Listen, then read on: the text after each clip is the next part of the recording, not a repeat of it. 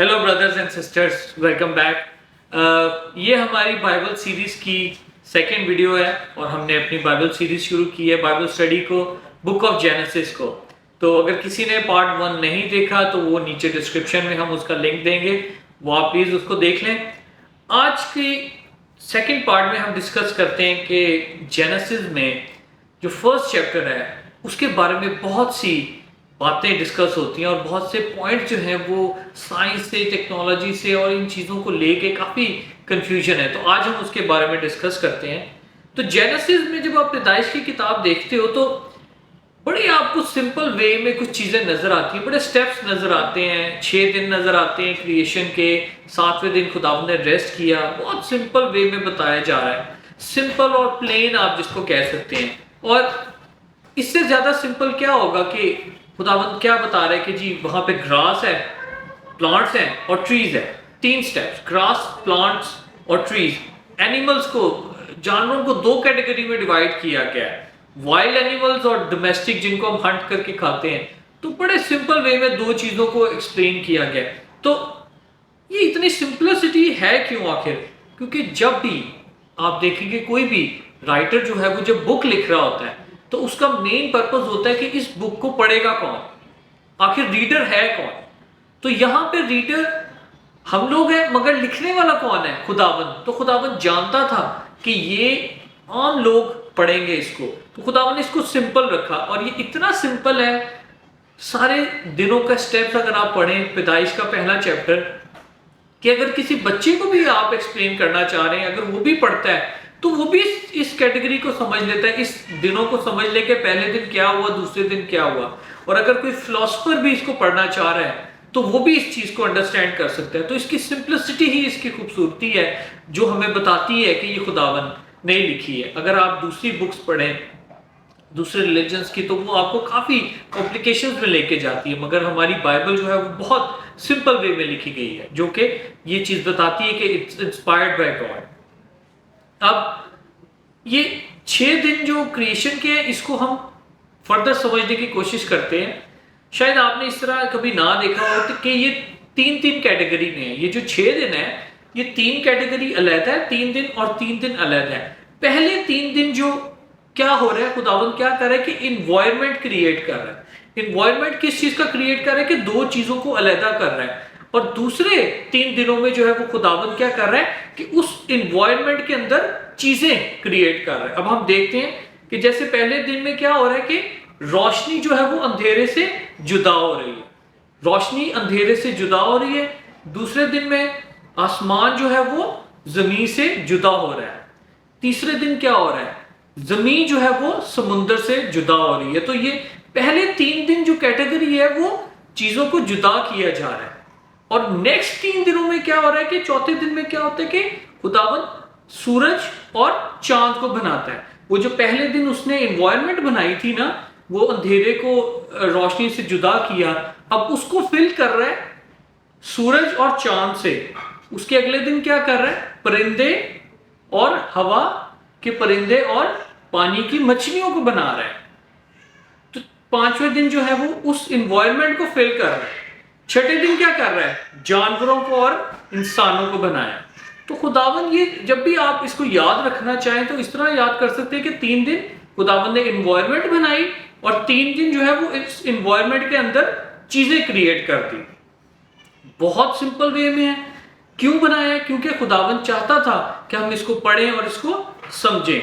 अब आप ये देखें कि अगर हम किसी घर की तामीर को देखते हैं और अगर हम किसी को सिंपल वे में बताना चाहते हैं तो हम क्या कहते हैं कि कोई घर जब तैयार होता है, कोई भी घर बनता है, तो उसमें क्या होता है, स्टेप्स क्या होते हैं कि सबसे पहले ईंटें आती हैं, फिर कारपेंटर आता है, फिर प्लम्बर आता है, फिर इलेक्ट्रिशियन आता है, प्लास्टर करने वाला आता है, डेकोरेशन करने वाला आता है, और सबसे एंड पे क्या होता है कि सारे छुट्टी पे चले जाते हैं, हॉलीडे पे। मगर जो बिल्डिंग को बनाने वाला है, जो कॉन्ट्रैक्टर है और जो आर्किटेक्चर है, सिर्फ वही जानते हैं कि उसकी डिटेल्स क्या थी। तो ये था ये रीजन थी कि खुदावंद ने इसको इतना सिंपल रखा। अब बात यह है कि जब खुदावंद ने इसको बहुत सिंपल रखा है तो जो हमारी साइंस है वो इस चीज को एक्सेप्ट नहीं कर पाती, और साइंस इस चीज को एक्सप्लेन करने की कोशिश करती है, मगर इन अ डिफरेंट वे।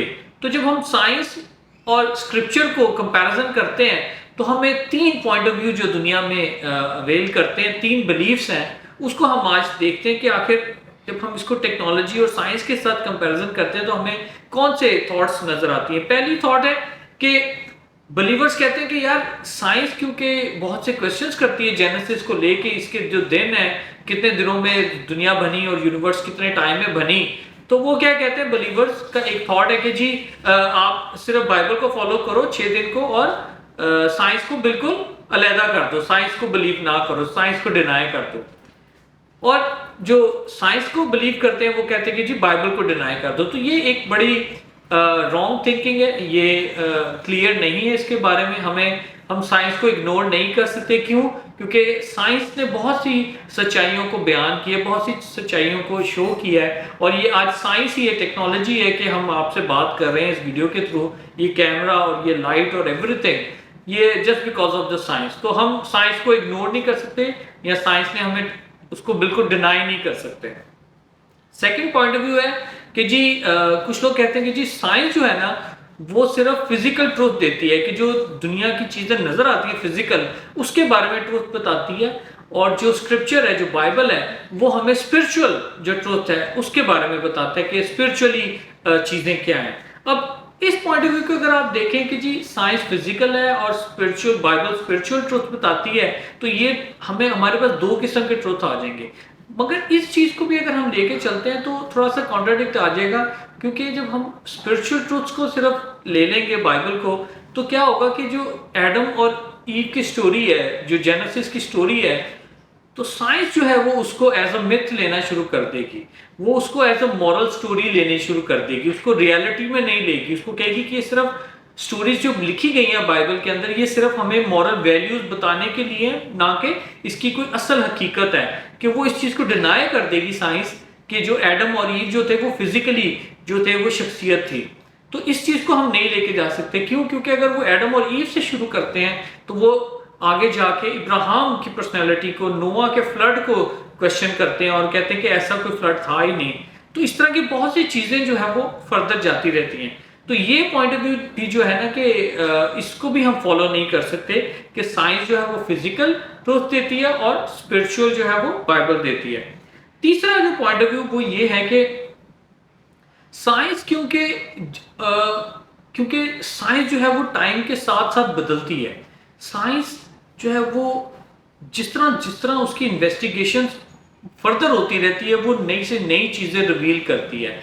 जैसे कि साइंस ने पहले के दौर में बताया था कि यूनिवर्स की जो एज है वो कितनी है, और आज अगर आज देखें आप उसका टाइम पीरियड तो वो टोटली डिफरेंट हो गया है। तो इस तरह साइंस की बहुत सी इन्वेस्टिगेशंस हैं जो कि टाइम के साथ चेंज होती रहती है। जैसे डार्विन थ्योरी है, वो आज हमने अपने बचपन में पढ़ी थी, मगर अगर आज आप साइंस को देखें तो वो उसको बहुत से स्कॉलर जो है वो डार्विन थ्योरी को रिजेक्ट करते हैं, उसको एक्सेप्ट नहीं करते। तो साइंस जो है वो टाइम टू टाइम जो है वो चेंज करती है अपनी चीजें। तो हम साइंस पे टोटली रिलाई नहीं कर सकते कि साइंस जो है वो सारे ट्रूथ देती है हमें। क्यों? क्योंकि वो इन्वेस्टिगेशन के साथ साथ अपने रिवील जो थॉट्स रिवील कर रही है वो चेंज करती रहती है। इसी तरह अगर हम बाइबल को देखें तो बाइबल को भी हमें ट्रेडिशनल जो वे है उसको नहीं लेके चलना चाहिए, जो ट्रेडिशनल इंटरप्रिटेशंस थी। जिस तरह बाइबल जो पहले दौर में इंटरप्रेट की जाती थी ये पैदाइश को लेके, कि वो आज के दौर में वो सूटेबल नहीं है। जैसे कि पहले ये बिलीव किया जाता था बाइबल को लेके कि जी सूरज जो है वो जमीन के गिर्द घूमता है, जो कि आज हम बड़े अच्छे से साइंस की वजह से जानते हैं कि ऐसा नहीं है, बल्कि जमीन जो है वो सूरज के गिर्द घूमती है। तो जो ट्रेडिशनली जो इंटरप्रिटेशंस है बाइबल की, हमें उसको भी बड़ा ओपनली लेना चाहिए, हमें फ्लेक्सिबल रहना चाहिए, साइंस के ट्रूथ को और बिब्लिकल ट्रूथ्स को कंपैरिजन करना चाहिए, और हमें जो रियलिटी नजर आती है हमें उसको फॉलो करना चाहिए। क्यों? क्योंकि बहुत से ऐसे ट्रूथ्स हैं जो आहिस्ता आहिस्ता हमें नई चीजें रिवील करते हैं। तो ये हमें इसके बारे में देखना चाहिए। और अब फर्दर आते हैं कि ये जो 6 दिन की बात हुई है, ये आखिर 6 दिन है कौन से? तो डे को जो है वो हिब्रू जुबान में योम कहा जाता है, जो YOM, इसको योम कहते हैं। और दिन जो है उसको, उसकी जो इंटरप्रिटेशंस है वो 5 किस्म के दिन की बात की गई है जो आजकल के दौर में जो इसकी थॉट्स हैं कि ये जो दिन है, पहली थॉट ये है कि ये जो 6 दिन है उसको लिटरल दिन किया जाता है। जैसे कि हमारे जो दिन है जो आजकल हमारे 24 आवर्स का दिन है, पहली थॉट है कि ये जो दिन थे 6 दिन ये लिटरल दिन है। दूसरी ये थॉट है कि वो जियोलॉजिकल डेज थे, जो एज डे जिसको कहते हैं, जैसे कहते हैं कि जी the days of the horses and carts are gone, के जो पुराने दौर थे वो चले गए हैं, वो फलां के दौर चले गए हैं। तो ये दिन जो है वो दूसरी पॉइंट ऑफ व्यू ये है कि वो वाली कैटेगरी, वो जो दौर था उस दौर की बात हो रही है। थर्ड आती है कि जी मिथोलॉजिकल, कि ये जो दिन है जो 6 दिन बयान किए गए पैदाइश में, ये रियल नहीं है, बल्कि ये हमें एक स्टोरी को एक्सप्लेन करने के लिए बताया गया है कि जो दुनिया है वो 6 दिनों में क्रिएट हुई है।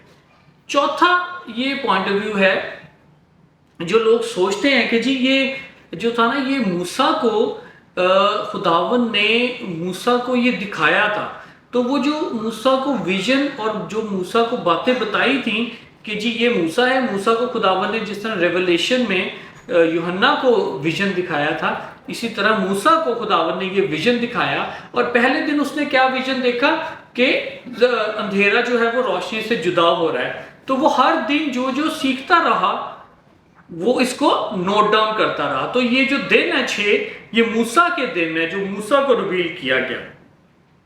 मगर जो 5वां पॉइंट ऑफ व्यू है जो कि हमारा बिब्लिकल पॉइंट ऑफ व्यू है और जिस पे हमने बिलीव रखना है, और अगर हमसे कोई पूछे कि जी बिब्लिकल पॉइंट ऑफ व्यू से ये जो दिन है उसकी क्या वैल्यू है, तो ये जो 5वां पॉइंट हम डिस्कस करते हैं उसको थियोलॉजिकल पॉइंट ऑफ व्यू कहते हैं, वो है गॉड डे। कि ये जो दिन है ये गॉड डेज है, ये हमारे दिन नहीं है, ना मूसा के दिन है, बल्कि ये गॉड डे है। और खुदावंद की नजर में 1000 साल एक दिन के बराबर है, ये बाइबल कहती है। तो ये जो दिन थे वो खुदावंद के दिन थे, और खुदावंद क्योंकि टाइम से बाहर है तो खुदावंद के लिए वो टाइम नहीं था, बल्कि खुदावंद ने ये हमें कहा कि ये सारा मैंने एक हफ्ते में कंप्लीट किया। तो ये खुदावंद का टाइम है, ना कि हमारा टाइम है। इसको हम लिटरली 6 दिनों में नहीं ले सकते, ठीक है। अगर आप ये कहें कि जी वाकई ये 6 दिनों में दुनिया बन गई, तो ऐसा नहीं है। थियोलॉजिकली इसको हम बिलीव नहीं कर सकते। ये खुदावंद के दिन थे, और खुदावंद क्योंकि टाइम से बाहर है तो हम नहीं जानते कि उसने जो वो पहली जो दुनिया बनाई है जो हमारे लिए, वो कितने दिनों में बनाई है। मगर ये उसने हमें एक्सप्लेनेशन के लिए, जैसे हमने शुरू में कहा था कि जो बिल्डिंग है जब वो बनती है तो उसको एक्सप्लेन किया जाता है, मगर जो डिटेल्स है वो जो बनाने वाला है वो जानता है। तो दुनिया को बनाने वाला खुदावंद है, तो वो जानता है कि एक्चुअल कितना टाइम लगा, मगर हमारी एक्सप्लेनेशन के लिए, हमारी अंडरस्टैंडिंग के लिए उसने हमें बताया कि इट्स अ वीक टाइम, ये 6 दिनों का है। आई होप कि ये इसमें आपको थोड़ी सी अंडरस्टैंडिंग होगी, समझ आई होगी। और नेक्स्ट पार्ट में हम फर्दर जो नेक्स्ट चैप्टर्स हैं उनकी डिस्कस करेंगे और देखेंगे कि हम उसको कैसे सीख सकते हैं। Stay tuned. Thank you. God bless you.